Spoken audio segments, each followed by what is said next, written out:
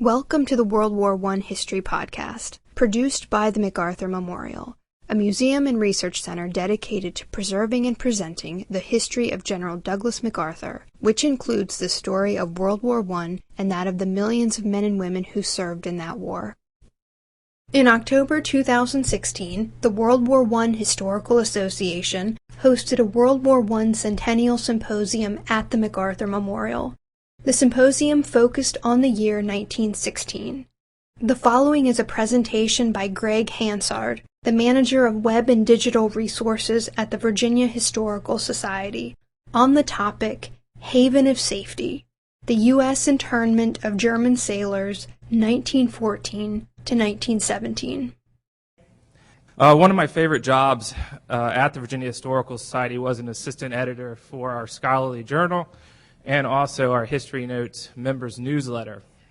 And one of my favorite parts about that job wasn't fact-checking the articles or indexing, as much fun as that sounds. It was actually trying to find a mystery photo to stump our readers. So one day I was trolling through our postcard collection, because that's a gold mine for mystery photos for our readers, and I came across this postcard of German sailors in Hampton Roads. And I took it over to our curator of photography at the time, because if I could stump him, then I knew I could probably stump our readers. So I proudly took the postcard over to our curator, placed it in front of him, covered up the bottom, obviously, and asked him to identify it. And he said to me, well, yeah, Greg, that's the German sailors who built the tiny German village in Norfolk. So I was a little disappointed that he got it right off the bat, but he couldn't tell me any more about the group of sailors who were interned. So that led me on a hunt to track down resources on these sailors. And at the time, I was looking for a thesis topic, so how appropriate. And the only sources I could come across at the time in 2011 were a small article in a Colonial Williamsburg journal just on the village, but nothing else on their internment. And so then I began my journey to try to research for a thesis topic. And that led me to the National Archives, where they have letters from the Crown Prince Wilhelm's officers and also the Prince Adolf Friedrich, the two ships that interned in Hampton Roads. And I also went to the German Society of Pennsylvania, who they have some of the few remaining copies of the German sailors' newspaper, the Colony Anzeiger. I lived in Germany for 6 months, but mein Deutsch ist schlecht, so please excuse me. And also to the Library of Virginia, where they had the Virginia Pilot and Norfolk Landmark, the local newspaper, which was pretty much a diary of the German sailors' internment, 18-month internment in Hampton Roads. So they provided a great background for my research, and I believe it's a wonderful narrative. And today I plan on sharing some of those stories from that narrative with you. But before I get started into that narrative, I want to briefly cover the process of internment and then some other areas of internment that I've kind of been recently looking into. So just a quick overview of those other areas of internment. And we'll start with Hampton Roads, again, which is the main source of my talk for today. In the spring of 1915, two German surface raiders, the Prince Adolf Friedrich and Crown Prince Wilhelm, running low on fuel and supplies, avoided French and British ships and found safety in the neutral port of Hampton Roads. So a lot of the ships that intern, a lot of the German ships that intern are trying to get away from British and French ships. They're running low on fuel and repairs. International law stated that a belligerent may have up to 24 hours to leave a neutral territory. If they can't leave in that time, then they must be interned. So internment for the German sailors meant that they would remain in the U.S. until the end of World War I. The U.S. government gave the German sailors several extensions beyond the allotted time, and this goes along with other internment situations. But after a month of debating whether or not to challenge those lurking French and British ships, they interned. And they remained in the U.S. until the end of the war. So there are other areas that had interned ships. So New York and New Jersey, the Fatherland was getting ready to take off back to Germany and was interned in around New York, New Jersey. And you can think of the thousands of Germans that were there. And we were talking about, I believe it's Messmer's book about the Baltimore spy ring earlier, and they make a lot of comments about the German presence in those areas. A lot of that's to some of the interned ships. A smaller area of internment, if I get to, sorry, I've messed up my slides. Yeah, there we go. Okay, the Lebenfels in Charleston. So this is a merchant ship that in Charleston Harbor on August 4th, 1914. They had a cargo of fertilizer, and the captain, once he was there, believed if he ventured out of Charleston, he would be sunk by British or French ships. So they interned. The crew was made up of mostly East Indians, and those individuals were sent back home, and the Germans stayed on the ship. So this is in Charleston, just an example. When Germany resumed unrestricted submarine warfare, the captain of the Lebenfels sunk the ship, sent it to the bottom, tried to block the harbor. It was eventually raised, equipped, and then renamed the USS Houston. The captain of Lebenfels was tried for conspiracy along with a local newspaper editor in Charleston. Other areas of internment that included German sailors, and that's what my talk focuses on today, the German sailors in the Hampton Roads. There were other areas like Guam and Hawaii that held interned German sailors. On October 15th, 1914, the gunboat Gaia had approximately 200 men, entered Honolulu's port, and the captain was given 3 weeks to make his fuel and repairs. But there were 2 Japanese ships waiting off the coast. It's kind of a similar situation that we've seen. They lived in the community, the German sailors lived in the community until the U.S. entered World War I. Also in Guam, Guam had interned German sailors from the Cormoran. About 330 German sailors were interned there in August 1914. They lived with the local community there, but this relationship didn't end well. Some of us may know the story. When the U.S. enters the war, the captain of the Cormoran refuses to surrender the ship. He'll surrender, but he won't surrender his ship. So he tries to scuttle the ship. He's successful, but the U.S. fires a shot over the bow, and in the process of scuttling the ship and in the fire, the Cormoran loses 9 men. So that's just a quick kind of synopsis of some other areas of internment that I've looked at recently, but the main part of my discussion is this peculiar internment of the 800 sailors that lived right here in Hampton Roads from April 1915 to September 1916, and that's what I'll talk about today. Specific questions that I'll try to answer include how would the Adel and Wilhelm's decision to intern affect U.S.-German political relations, especially since one of the victims of one of the raiders was the William P. Fry, which was the first American ship destroyed by German aggressions during World War I. We'll talk a little bit about that. Also, how would the local community react to the emergence of more than 800 sailors, foreign sailors living nearby? And how would the sailors themselves handle living in a foreign country until the end of the war? We'll talk about a lot of escapes that take place. So let's begin this narrative. Smoke poured out over 2 funnels, and the propeller of the Prince Adolf Friedrich turned for over an hour as the brash young German naval captain, Captain Max T. Thierschens, commented, "You may miss me at any time," as he tried to make his daring dash back out to sea. They had hundreds of visitors that came out to try to watch this captain potentially make his dash out to sea. This ship had sunk more than 10 Allied ships from its journey from Tsingtao to Virginia, so it had been very active. And now it sat in a neutral port off the Virginia coast, awaiting fuel and repairs before she could take off again. Thierschens, again, is very proud, very brash, so he's going to say he's going to do everything he can not to leave. He says, "I hate to go, but duty comes first of all, and besides, we have our mission to fulfill." The headlines of the local paper, the Virginia Pilot and Norfolk Landmark, said that to readers, they greeted him with a bit of surprise on the morning of March 26, 1915. The paper said, with the cruiser Prince Adolf Friedrich making preparations to sail, and with 3 foreign warships off the Virginia Capes, Hampton Roads took on a real warlike appearance, so you can see how this article in the local paper can startle the community. The incident startled not only the community, but also the nation. In the Richmond Times-Dispatch, the paper out of Richmond, called the presence of the Adel one of the most important to happen on North American soil during World War I.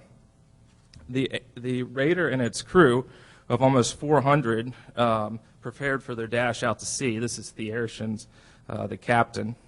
As the raider and its crew of almost 400 prepared for the dash back out to sea, there was another issue concerning one of the Adel's victims, the William P. Fry. When Germany entered World War I in the summer of 1914, the Adel was one of several other merchant ships and passenger liners that the German Navy converted into armed surface raiders. Outfitted with guns and supplies and given a full crew, they're ordered to sink Allied ships sink Allied merchant ships throughout the world. On January 27, 1915, the Adel intercepted the Fry, an American merchant ship. After boarding the Fry, the Thierschens found the wheat cargo to be contraband, and the next day he decided to sink the Fry. When the Adel entered U.S. waters, she had 25 members of the Fry's crew. There's the Fry, sorry about that. 25 members of the Fry's crew on board, including Captain Keene and his wife. So that's an interesting tidbit, too. The Fry was the first U.S. ship sunk by German aggressions during World War I, and the attacker now sought refuge in the victim's homeland. So kind of an interesting piece.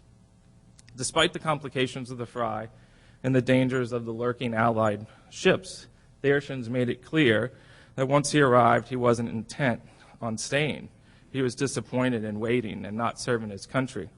You have no idea what it means to lie idle here when we have family fighting at home. He made it to Virginia chased by 6 warships, so he commented, it wouldn't be so hard to make it out with 3 there. I can elude them. So again, he's very, very brash. By March 26th, the U.S. Navy reported there are 3 British or French warships, 3 British or French cruisers outside of the Virginia Capes. Defensive fortifications were quickly increased. Marine and Coast Guard units set up ammunition, guns, and searchlights at every battery. Even the Reserve Atlantic Fleet was called upon to patrol up and down the Virginia Capes. On the morning of April 1st, the Thierschens checked the weather forecast, but didn't indicate whether or not he would go. He instructed the paymaster to pay all the claims that they had accrued during their time, and he explained that with his vessel scraped and painted, a new coat of paint, he could make at least 4 knots more than he was able to on the way in. The Prince Adel gathered all necessary provisions. She replenished her water supply, and I said necessary provisions. She also got tobacco and matches, obviously, all the essentials. And since it was April, in May, a large quantity of candy, including hundreds of decorated chocolate Easter eggs, were put on the ship too. He closed off the entrances, and they would be full of coal by the morning. The Thierschens continued to threaten to leave until the U.S. had enough. On April 7th, Collector of Customs Norman R. Hamilton gave the directions of his department. The Prince Adel Friedrich must depart by 4 a.m. or intern and be under American jurisdiction. The U.S. government awaited the Thierschens' response. On April 8, 1915, was a gloomy day for the captain. The letter he was about to submit would seal his fate. He would be interned, stuck in the U.S. until the end of the war. I inform you I intend to intern the Prince Adel Friedrich, wrote the Thierschens. The main reason is because the relief he claimed they were going to receive never came. We don't really know if there was relief coming or not. And the number and force of the enemy cruisers guarding the entrance made it almost impossible for his crew to exit. And I didn't want to deliver my crew to almost certain destruction, lamented a melancholy Thierschens. As the crew of the Adel prepared for internment, another situation was developing a few miles off the Virginia coast. The Crown Prince Wilhelm, another surface raider, was attempting a similar dash through the Virginia Capes to seek refuge alongside the Adel. So we kind of just got through this drama of the Adel threatening to leave, and now another German surface raider is attempting to come in. With less than 25 tons of coal left in her bunkers, and a crew sickened with beriberi, Commander Paul Thierfelder, captain of the Crown Prince Wilhelm, knew his only choice was to make a dash through these French and British ships. It was April 10th, 1915, and his crew had been at sea for 251 days without seeing port. Now they would attempt a dangerous mission to come alongside their raider, their fellow raider, the Adel. Thierfelder called a meeting with his crew and told them there are about 6 British cruisers outside the Capes, but with the help of God, we'll make it through. As they began their gallant dash, an excited Polish officer on the Crown Prince, who will be one of our main characters today, Count Alfred von Nijikalski, he caught a glimpse of the light ahead and explained, "These lights were the first sign of shore I had seen in many a day. They were so welcome, they seemed like home." He believed behind those lights was a haven of safety, which is kind of the title of the talk today. A great nation, friendly to both sides in war, and now our sole hope of protection. There were British ships, and the Crown Prince had to go right through them. Thierfelder called to his engine men, "Lay on, men, we're going through." They inched closer and closer, hoping they would get by the British ships. And a few moments later, they made it through. They were safe. The crew celebrated, Nijikalski recalled. Some turned somersaults, and some acted as if possessed. Along with other crew members, Nijikalski and many others believed that the ship was now safe. They weren't beaten out to sea, and they would continue on. The German raider that had sunk more than 14 ships now sought refuge in a neutral harbor for the remainder of the war, the same port that held the Adel. The next few weeks were similar to the Adel. Thierfelder was just as brash as the Urshins, but by the end of it, he had to intern. It was the same situation. He couldn't submit his crew to almost certain destruction, and he had about 60 crew members that were sick. On May 3rd, 1915, the Crown Prince interned at the Norfolk Navy Yard. They joined their fellow raider, the Prince Adolf Friedrich, and the ship's daring adventures on the sea was over. But now a new adventure would begin, the adventure of their internment. The Norfolk economy greatly benefited from the German sailors living in the community. During their 18 months of internment, the sailors purchased goods from supplies for the band, Christmas decorations. They got cooking supplies. They requested passes to go to the dentist, the hospital, laundry, money exchanges. One of the more regular purchases, when I was at the National Archives going through the letters, correspondence, every 15th one is a receipt for Pabst Blue Ribbon. So they had to get their bi-monthly shipment of Pabst Blue Ribbon for the sailors. So I thought that was pretty interesting. The mayor of Norfolk, Wyndham R. Mayo, and president of the Chamber of Commerce, went to meet with Secretary of the Navy Daniels because there were threats, there were rumors that these ships were going to be moved out of Hampton Roads and to make room for the expansion of the Naval Yard. Well, the local community in Hampton Roads is really worried about this because they're getting all kinds of money from these sailors. So they go quickly and meet with Secretary of Navy Daniels. This is also the secretary who takes over after Daniels, Denby as well. But they wanted to try to convince Daniels to keep these ships in Hampton Roads. And on May 1st, 1915, Daniels made the decision to keep the ships in Norfolk. And his response was with the potential disaster of moving the ships. The idea was to move them to Philadelphia, which they will eventually be moved to. And also the outrage from the local government officials and merchants. If they moved them, the ships remained in Norfolk. Local companies took full advantage of the potential tourist destination as well. They offered sightseeing tours to go see these German ships. One of my favorite advertisements in the Virginia Pilot was, it was right after the USS Pennsylvania launched, and you can see this ad at the bottom of the paper. And in big letters it says, "See the German cruiser Prince Adolf Friedrich." And then, in kind of tiny letters next to it, it says, "And also the USS Pennsylvania just launched." So it's interesting to see that this kind of mystery surrounding the German sailors. Lots of people used it as a tourist pitch. More than 10,000 tourists visited the cruisers during their 18-month stay. Some of the visitors included prominent citizens from the city, across the state. On April 2nd, 1915, several dignitaries visited the Adel, including 3 congressmen, a local principal from a local high school, Henry Kern, who was a German business owner, and also the mayor of Norfolk. Captain Thierschens commented that he enjoyed the company of Henry Kern, and he told him that, well, when the war's over, let's go to your house, and let's not have any banquets or big parties. Let's just have some noodle soup. So the German captain's talking to an individual with a German background about, let's go home and just have some noodle soup. Captain Thierschens was also a guest of honor. This is just an example where there were a lot of passes and requests. This is from a congressman asking that a doctor, one of his friends probably, be allowed to go see the German raiders. So you see a lot of those in the correspondence. Captain Thierschens was also the guest of honor at several events in Norfolk.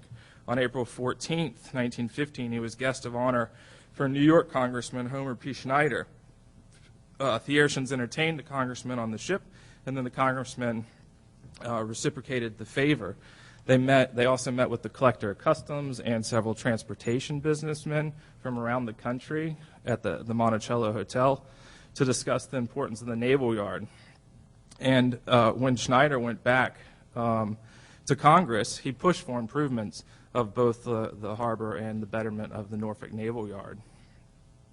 So this is a story that most people know about these German sailors, because just like the postcard that I had, there were a lot of postcards of this tiny German village that they built. It was a major tourist destination. Tourism also increased not only because of the presence, but because of this village.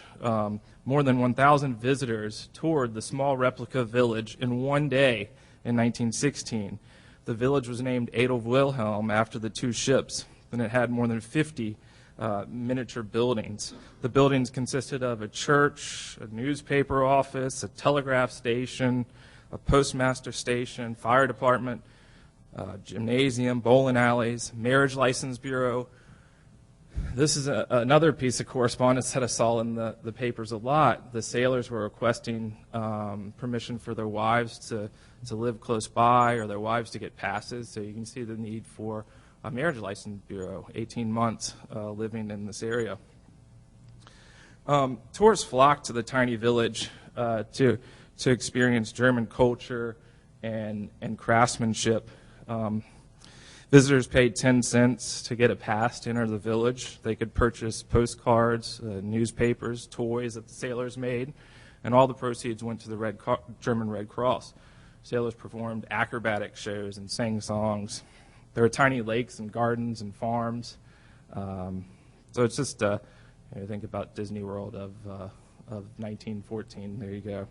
One of my favorite quotes is one visitor remarked of the village that it's an atmosphere of Kaiser and culture, Wiener Schnitzel, and good sturdy Lutheranism, and everything you could find in an honest, hard-working German town of the old country.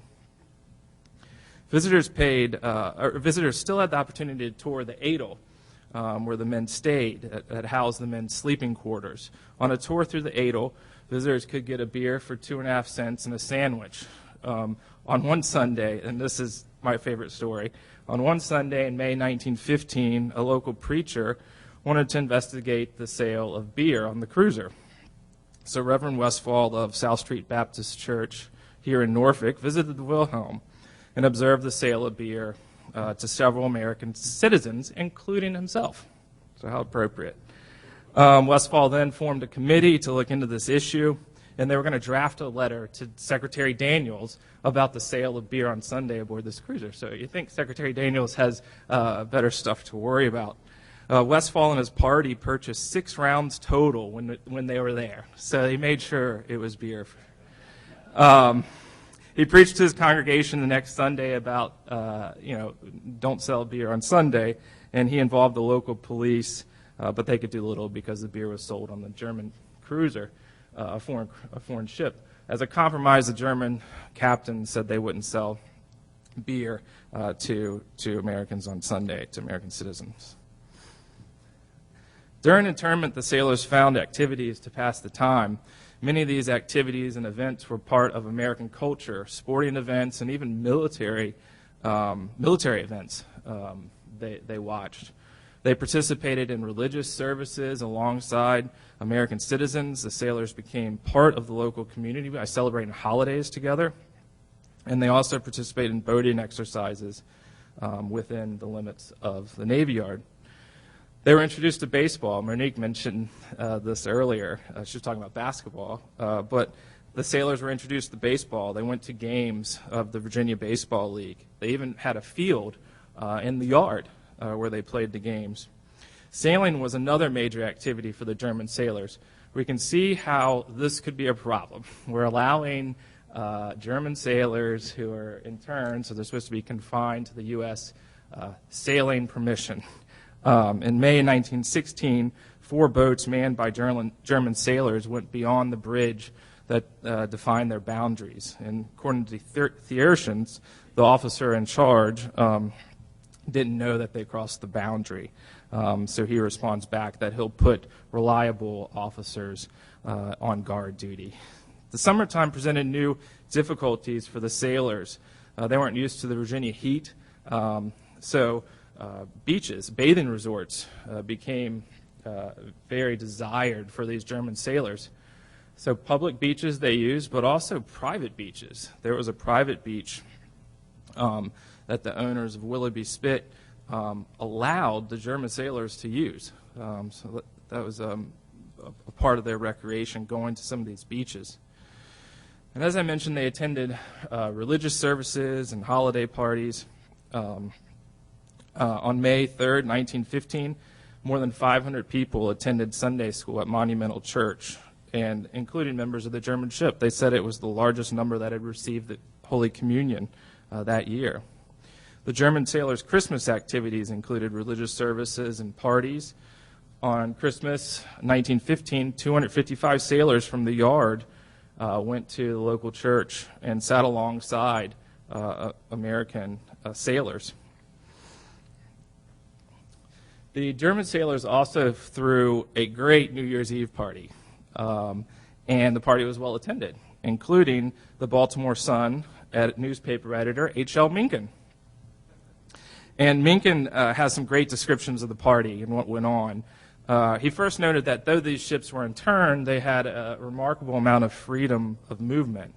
And specifically about the New Year's Eve party, he recalled 2 moments during the evening. One is that Elsie, which is Rear Admiral McLean's wife, who watches over the German sailors.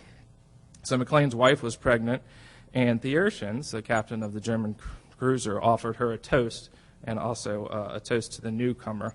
The second was that Nijakowski, the German officer, had to cut off the beer supply for the German sailors, and his response was that they lacked the drinking capacity of Navy sailors abroad. So they're getting used to this lethargic, internment. Mencken had a lot of fun himself. He notes in one of his quotes is that I was so much used up that I slept all the way home. So he had a little too much fun at the party as well. The German sailors found activities like baseball, boating, and swimming to keep them busy during their time of internment, but most of them longed to get to their homeland, to be free, be with their families. And this feeling is what led to the main problem of internment for the U.S. government specifically, escapes. Despite the large amount of liberty that these German sailors were given, they were still not free. They lacked freedom, and this lack of freedom created escapes. One escape in particular caused a great stir. On the morning of October 10th, 1915, 6 interned sailors left the Norfolk Navy Yard dressed in civilian clothes. They embarked on a yacht and slipped past the guards at the coast of Cape Henry and headed south. They bought the yacht from a Norfolk resident for $1,600, the yacht Eclipse, and they had worked on this yacht for over a month. And what they were doing is they put new sails and several coats of paint and made the engine twice the power of the original. So we think this is a problem waiting to happen with these sailors who bought a yacht and were working on improving how fast it was. They'd been out several times but always returned. Beatty was angered at these escapes, and he said no further leave or furlough be granted until further orders. Even Franklin Roosevelt, Assistant Secretary of the Navy, got involved specifically with these German sailors and asked to deny passes for the sailors. The flight of this eclipse sparked several rumors about the whereabouts. On October 10th, a local yachtman reported that he had seen the eclipse near Craney Island and that she was poorly handled, to the extent that she was in danger of being capsized. And he also went on to say they were a dangerous crew to handle any boat, even a fine-keeled boat, and if they continued, it would definitely capsize. There were also rumors that the ship had been equipped with guns off the coast of Florida and joined up with a raiding party to try to take out British and French ships. Other rumors claimed they had joined a Swedish steamer off Texas and went to Cuba or Mexico. 2 bottles, so a message in a bottle, 2 bottles came to the Virginia shores. The first message said, on board yacht Eclipse, 90 miles off Hatteras in a howling gale. No water, no gasoline, everyone exhausted. The next message was found on Virginia Beach on Ocean View, and it said, we are sailing for Germany on yacht Eclipse from 6 of the German ship lying in the U.S. Navy Yard. The Rear Admiral Beatty believed the rumors to be false and said that they were either picked up by the British or drowned at sea. The crew of the Eclipse never turned up, and Beatty was probably right that they drowned at sea. I think it's worth a investigation further or some exciting movie of these German sailors on the yacht. The saga of the Eclipse, along with the escape of several other sailors, forced Washington to take measures to ensure that this wouldn't happen again. Secretary of Navy Daniels wrote to Beatty saying to either increase guard or take any other necessary measures to make future escapes impossible. This is another example of an escape that happened. The captain of the German ship is writing back to Rear Admiral Beatty, identifying a theory, a German sailor who escaped, and he's made a drawing of his tattoo that he has. So there were a ton of escapes. The Eclipse is just one example, and I just put this in as another example of escapes. After almost 7 months of watching the German sailors, Rear Admiral Frank Beatty retired from his post as commander of the Norfolk Navy Yard. Rear Admiral Walter McLean would take over Beatty's position in the end of November 1915. He had served on Admiral Dewey's staff and also on Washington's Naval Advisory Board, and was tasked to take control of the situation, including the escapes. The problem with escapes were always an issue for the U.S. government. It was embarrassing. In the correspondence, British officials, government officials, are writing constantly, sometimes false reports about sailors who escaped. You know, they're also trying to get a hold on this situation. No matter what freedoms and liberties were given to these German sailors, they were never truly free. They couldn't go back to their home country. As I start to conclude here with the sailors being transferred to Philadelphia, that's sort of where my research really stopped. I focused on that 18 months in Hampton Roads. On September 26, 1916, U.S. authorities moved the German sailors to the Philadelphia Naval Yard, a decision that had been debated upon since the sailors' arrival had now come true.